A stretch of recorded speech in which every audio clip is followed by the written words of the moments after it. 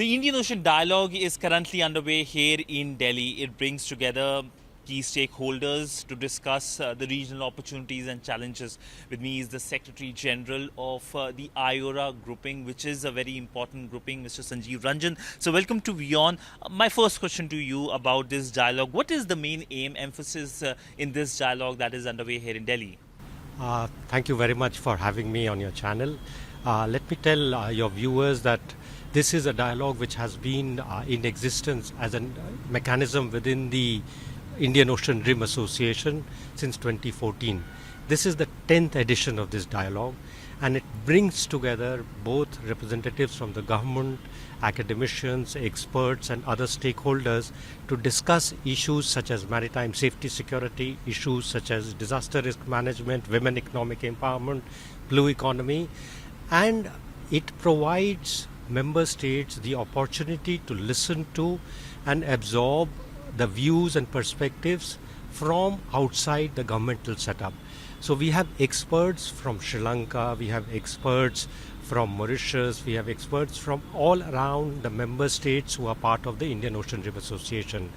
This dialogue will lead towards next month the meeting of the senior officials, which will be held in India, wherein these deliberations will be finalized for discussion among the member states. Finalized among the member states, what's the key focus when it comes to areas of convergences? For example, there is a huge concern which we were able to hear yesterday about maritime safety and security. The impact of disruptions of transport linkages in the region directly affects the energy security of these nations. These nations have taken mitigation measures, but they know that restoration of status quo ante is very important to ensure that the well-being of their societies, their people is maintained. Now, various mechanisms, various ideas were discussed during the deliberations which were held, which have been going on just now, and it was held yesterday. And there were ideas which were, for example, most speakers talked about adherence to international law and the United Nations Convention on the Law of the Sea. What does it mean? What are the sort of practical outcomes of this? For example, search and rescue exercises, humanitarian assistance and disaster management exercises, on, for example, space-based monitoring for climate change.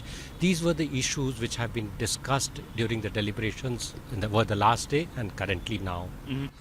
So, what can IORA do in terms of meeting these challenges? I know it plays an important role in terms of capacity building, but in terms of meeting these challenges, as you pointed out, rules-based order, we saw the Dana incident as well. That has completely shocked the region, and I've seen comments. You must have also seen the comments. So, what can IORA do essentially? For example, one aspect which is very important to note is the fact that, we are the only organization in the region which brings together 23 member states from all the Indian Ocean countries which are in the rim of the Indian Ocean.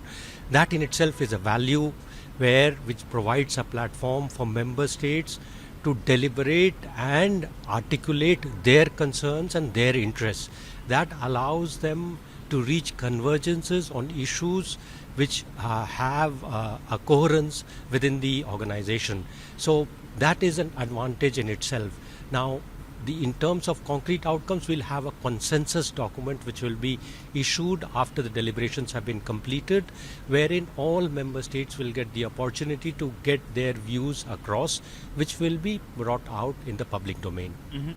Sir, as the chief of this grouping, IORA grouping, this is a very large grouping. How much has been the concern when it comes to Dana? The various stakeholders must have reached out to you, various countries must have. We saw the Mauritian Foreign Minister expressing his concerns, the Sri Lankan Foreign Minister here in Delhi a month ago said that the UN clause needs to be followed. So what's the conversation, what's the view of IORA? See, as an organization, the organization doesn't have a mandate for discussion on geopolitical issues. But the points behind any incident is a concern for every member state. When we talk about adherence to international law, it means every nation commits itself to following those laws in its practice on the ground. Now, whether the specific incident relating to the what you just mentioned is discussed explicitly, not exactly in those terms, but the concerns behind an incident of this nature, how will it affect the well-being of their armed forces or navy or their ships, is very much a part of the agenda of the organization, where, for example, what are the regulatory frameworks that we need to follow, what are the mechanisms that we need to follow, and we prepare our experts in each of these relevant fields to tackle situations that arise of a nature of what you just mentioned. My last question. Next year will be busy. It will be packed. India is expected to host the IORA summit. What's the preparation like which is underway? Well, there will be a whole host of preparations that will be taking place in the course of this year, towards the second half, and perhaps next year, where we will look at what are the concrete outcomes that will come out of the Leaders Summit. From what we have heard being publicly articulated, clearly there seems to be a focus on, for example, the digital infrastructure. We have heard about issues such as oceanography. We have heard about issues such as hydrography. These are technological parameters that are brought into the framework of the IORA. Currently, we are not doing that, so that will be a sort of indicator of where the direction in which the discussions and deliberations are likely to go forward in the course leading up to the summit. The other element is that we have what is called an action plan. It's a 5-year action plan. Now a new action plan has to be formulated.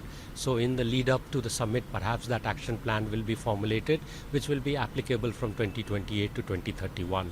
So that will be another set of concrete deliverables which will flow out from that. And then there are a host of other issues which are priorities of member states, which may find concrete outcomes as a result of the summit meeting that will take place next year.